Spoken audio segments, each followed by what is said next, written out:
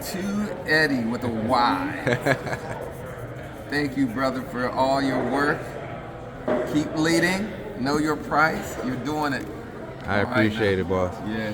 So what are your thoughts on just really quickly, like this overall experience and opportunity for us to all kind of sync and have exposure to, these types of projects? Well, I think that I'm encouraged by all the folks really out there trying to organize their communities, trying to build up their communities.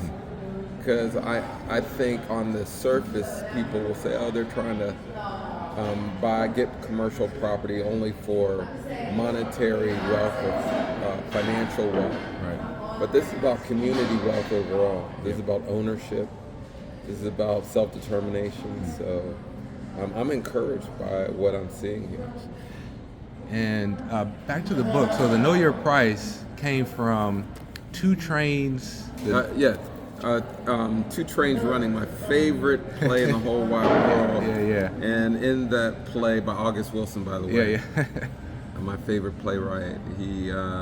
There's a main character named Memphis who's about to have his property seized through eminent domain by the city of Pittsburgh, and they offer him $15,000 for his property, and he says, "I'm not selling my property for $15,000. I know my price. I got my price." I'm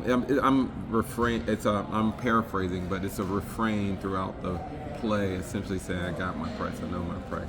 Yeah. And but there's another character, Hambone, who makes a deal with a proprietor to in exchange for painting a fence to get a ham. He paints the fence. He never gets his ham. So throughout the play, he says, "Give me my ham. Give me my ham." Now, we don't know if he had mental illness. This guy Hambone. But he died going mad without getting his ham.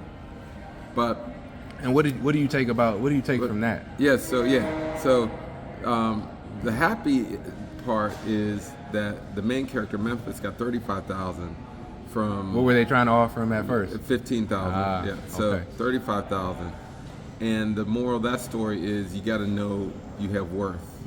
What I try to do with my research is give people the price to stand on. Now, the other character, Hambone, the moral of that story is, for me, that this work that we're doing is maddening if you do it alone.